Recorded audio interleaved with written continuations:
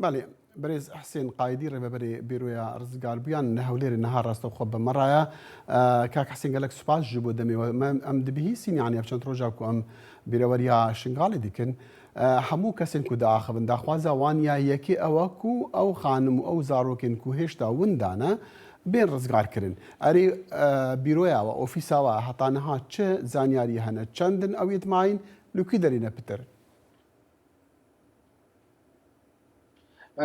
هالكفتا بورينا 8 ساله سر جنوسايد كرنا كردي ازدي صلاف الجاني جانغوريت ازيد خاني وحمو شهيدة كرد وكردستاني ساغي بو بريندارا ورزقار كرن بو او كاسيت حطانو ادقرتي نفيسنگار رزقار كرنا روانديا يا ساله 2014 پشتیوی جنوسايد كرنا كردي ازيدي هذا دامزراندن ايكش ارمانجت و سرگي او بو ديفچونا بابته گرتیا بکاتو چیوکو لگریان چیوکو رزگار کرن السربريارا كويرانا يا بريس كاغ نيجلوان بارزاني افني بيسينغال مها اكتوبر سال 2014 هذا فكرن ايكش ارمانجت و سرگي او رزگار کرنا وان كسو كارت ما بدست تيرورست هذا المها اكتوبر سال 2014 حسين ببورا 3554 كسوت هاتينا رزگار كرن بالي اموان امارو جمارات زانن تينا راغهان الروجان اللي من تخص بزان جمو اگر و امار جماريت كاسين وين دابوي اويت ماين هبن ولكيدري وزانياري هنا لسروان يانا بله وقو من آماجه پیدایکو 3554 کسید هاتینا رزگار کرن و 2717 کسید ماین پشتی تیرورست دولت اسلامی وقو چکدار الباجر موسلی وقو عراق یانجل سوریا نماین ما چند دوسیه بکرن ایک شوان دوسا باجر موسلی بو دیسا دوسیه یا ولات سوریا تایبتی دوسیه کمپاهوله بو مدیار بو کو جمارکا وان گرتی هاتانو ناف کمپاهوله داویتین دیسال وان جاویتین او جد برینه سرب او نافا خزانه دا خزانه برینه سرب تيرورست داعش با لو ما کو ام وکو نفسینگا ابهوری دیفچونا في بابتی کین الچوکو لګریان چوکو رزګان چیل باجر مسله چیل ولات سوریا چیل کمپاوله یان هرجه گدی بګومان او کسکو هاتیا دیتن او کسما هول وادای رزګاګر مت رزګان اوی دی اوی دهتان هود برزا كارمي بردوام بودي فشونوان بلكو هندك اصلا قطوان رياضه هبن ام هر حال توجيهات برسكاك نجلوان بارزاني اول كو لقريان ورزقار كرن يا بردوام بتحطا اكس ما بد بالي ديارة جماعة وانين يعني جماعة الراس نين اللي كاكسي متخواست از بحثي روشا جيانا اوان كسين كودناف كامبادانا تزاني بصدان هزار نهاب تايبلجي لدفرها لبارزقها دو كدي كامبين اوارد عنان از تخوازم بزانم يعني ازانم ايرو بيروري لدهوكي هاتو وكرن همو جان هابولي قالوا بينغافك حاتي هافتن وكو بكريار بيت هافتن جبو باش كرنا روشاوان بيغومان بشتي حولو بزافك مازال حكومه هريما كردستان اتفاقك قال حكومه عراق فدرال هاتا كرن اشراف متحده بقوري وي اتفاقه كو هندك خالت ذهبون كو خلقي ما بزفر تبع سرجي خوب تايباتيش دبر شنغاليو قال خالديش ذهبون بل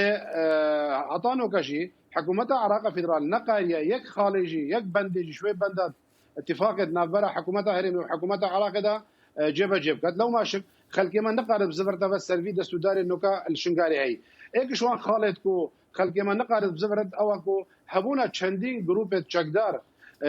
نشر علوه دفره دیسان هبونا چندين تقمانيات نافوان باجرا و مالو خانيا دا دیسان نبونا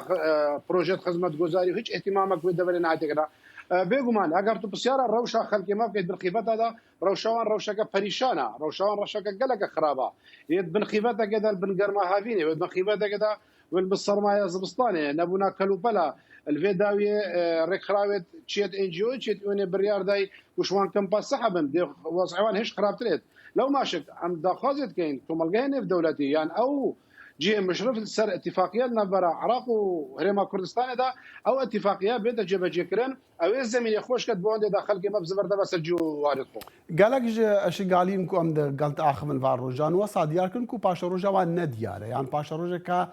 يعني روناهيه روجن ده هذه دا نابين نجيبو باشا روجا خو يعني السرفي شد بيجي ولسب تايبجي لبيروريا هاش ساليا كو داخوازن وان دوباره دبن هاش روج بيروريا يكي هطا فيجيا كو امنها جتي دنا هر دوباره دبن همان داخواز وهمان فيينا افا بو ماوي 2 سالا كو شنگار هاتي رزگار كرن بله او بنگابت كو بي تي في وحكومه العراق فيدرال الشنگاري بابت ناتنا هابدنا